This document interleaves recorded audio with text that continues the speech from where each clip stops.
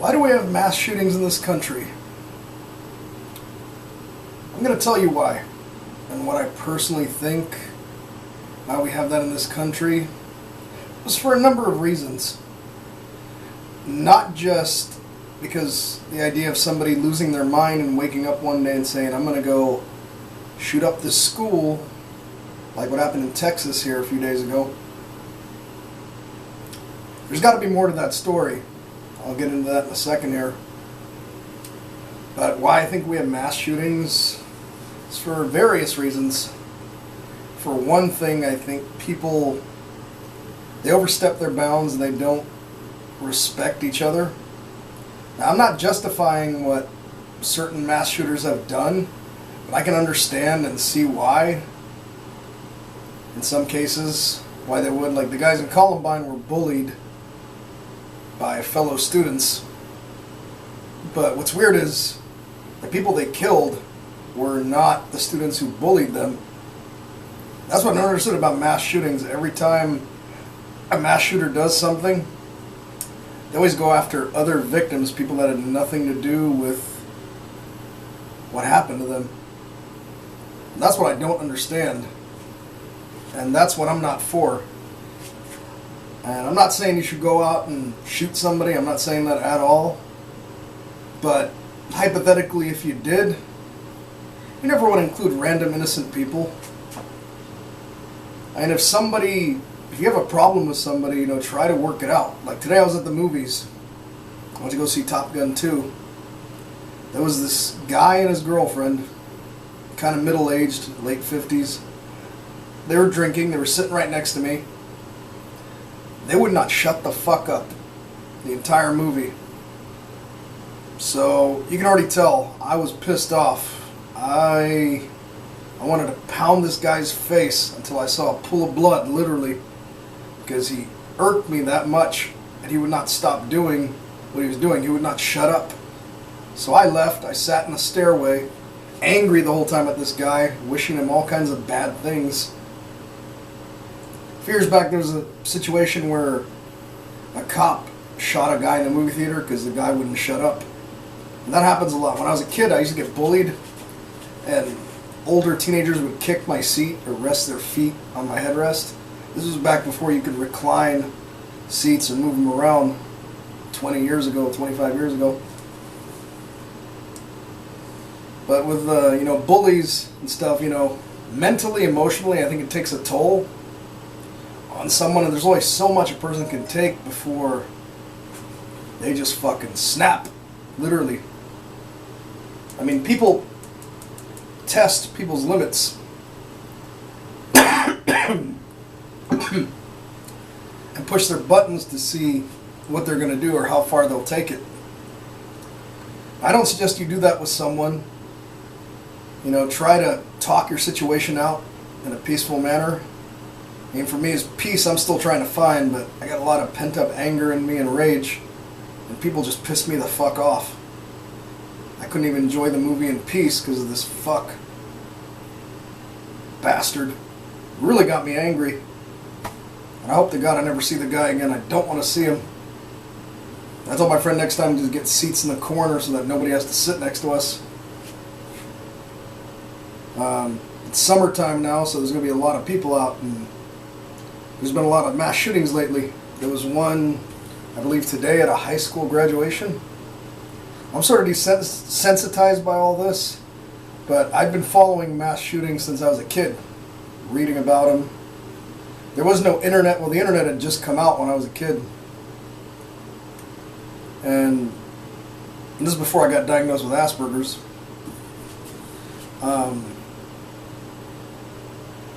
Columbine, like I was saying, when I was in high school happened, and I understood what those kids went through. I mean, I'm not supporting what they did, but in the end they turned into the enemy, and that's where they fucked up. It'd have been different if they had killed their attackers, but no, they went out and killed a bunch of random people plus their own friends.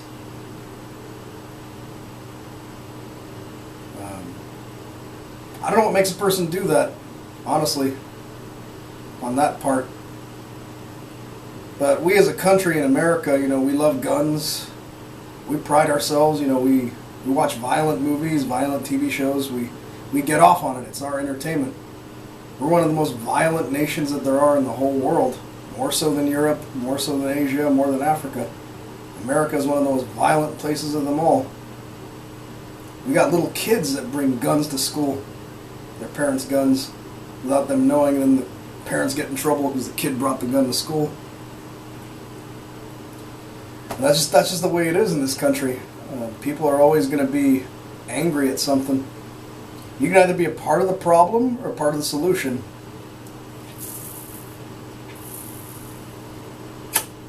My pen is clogged.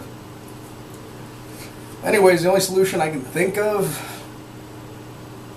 is not necessarily getting rid of guns, but maybe a better education system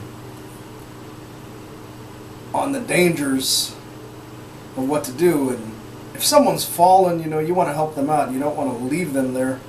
You see somebody's having a bad day, acknowledge them. Don't ignore them. There's times I've walked around practically in tears, depressed with my head down at a Starbucks. Not one person asked me if I'm okay. People just pass me by. And that's a problem. People don't acknowledge people. People are selfish. They're stuck in their own world and what they're doing.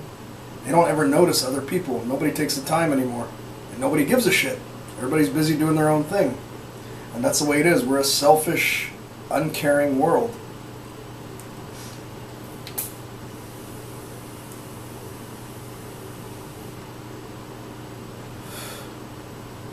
And it sucks. There's nothing that's going to change that. We're always going to be that way. I mean, people use Christianity and other excuses, the whole religious thing, to try to get out of it, but that doesn't work. It's just a crutch. And as a person with Aspergers, I'll tell you, I've had the worst time on this earth in my life. I've not had a good life. Actually, I had a horrible life. And you guys already know. And I take it one day at a time. And I take my vitamins, I take my medication for my health issues, diabetic, high blood pressure, and other health issues. And I just live every day. I mean, why would I do something that's going to take away my freedom? I mean, if I'm in jail or prison, I'm not going to be able to make these videos and stand right here. I'm not going to be able to sit down and enjoy a pizza. I'm not going to be able to go out and get a cup of coffee. You lose all rights when you're in jail and prison. And that's what jail and prison's about. Only stupid people end up there because they're fucking stupid. That is why. Smart people don't end up in jail. Tweakers are stupid people. That's why they end up doing the stuff they do and they end up getting locked up. Rapists, murderers. There's not one crime that you could commit in this day and age, in the 21st century, that you won't get tried and punished for and caught for. There's no way around it. Like in the 60s and 70s, you had all these serial killers. Those same serial killers would not last today. Not with today's technology. There's just no way at all that anything could happen.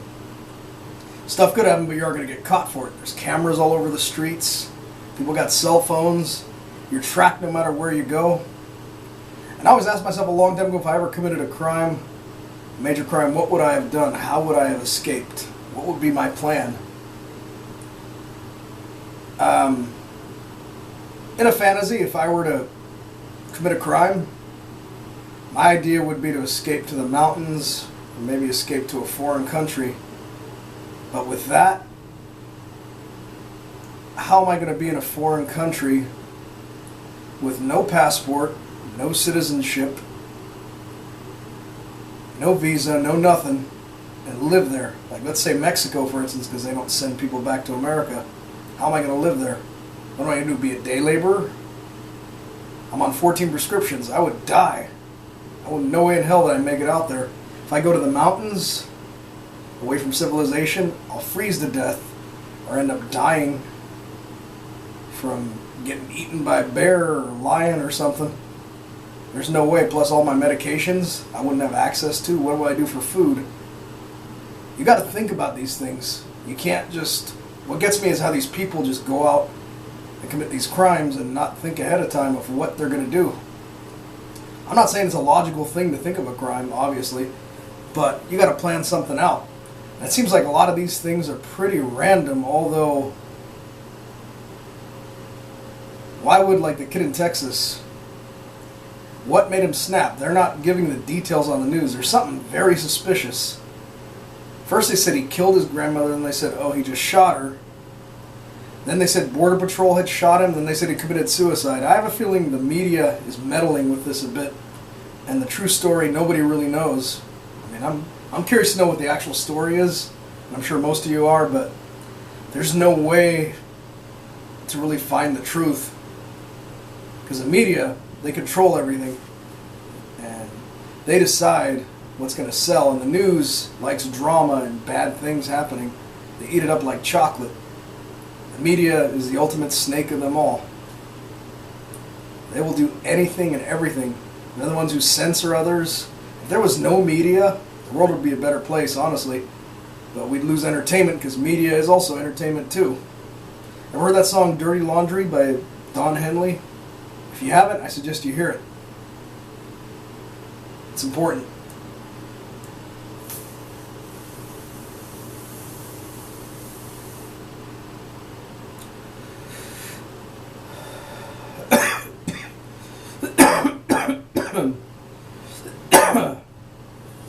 Yeah, but anyways, back to my topic, with Aspergers and mass shootings. Supposedly Adam Lanza and Elliot Rodger both had Aspergers and did what they did. Now, I can't say that whatever social awkwardness made them do that. I think maybe their diagnoses might have been off. Maybe they never had Asperger's. Maybe they were schizophrenic, bipolar, maybe a personality disorder. Obviously, Elliot Rodger was very narcissistic. He felt like he was entitled to the women. I mean, I don't feel entitled per se. It's a woman's choice. If she wants to have sex and give herself and reveal her body to me, that's her choice. Not my choice. I can't make her do it. I can't force it. I can only hope that she's going to give in. But no, with him, he thought that they were going to just come at his feet like that. Life doesn't work that way. I know you might see a ton of beautiful looking people out there, couples holding hands. Of course it makes me jealous. Of course it pisses me off that I don't have what they have. But guess what? I've got other things that those people don't have. So I'm still grateful in the end.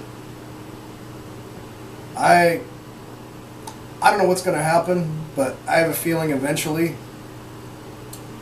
the government's trying to take away every firearm from every law-abiding citizen that there is. And I think we're going to see a surge in gun prices with what's going on, because people don't want their guns taken away. People will fight tooth and nail. They will not, I repeat, they will not go quietly. We got people who will die for what they believe in. And I'm one of those people who would die for what I believe in, but I'm not going to go to jail or prison for it. That's for damn sure. But eventually the way our government is heading, it's a totalitarian government. It's kind of like, if you guys seen the Hunger Games, that's kind of what we're headed for. The world's going to be like that. It's going to be a divided nation. We're already divided. Those movies really taught me a lot of things to show me what's to come in the future. I mean, that was just 10 years ago.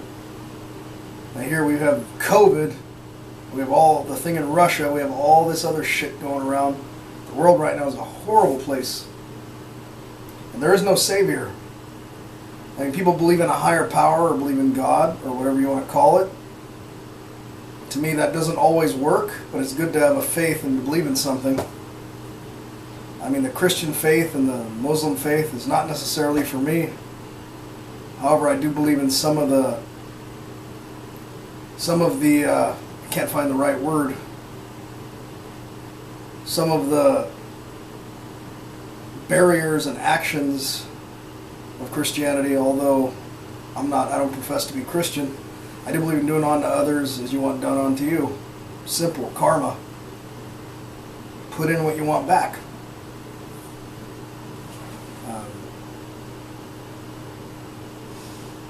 Oh man. I can't think of anything else at this point. I'm having a mind fog here.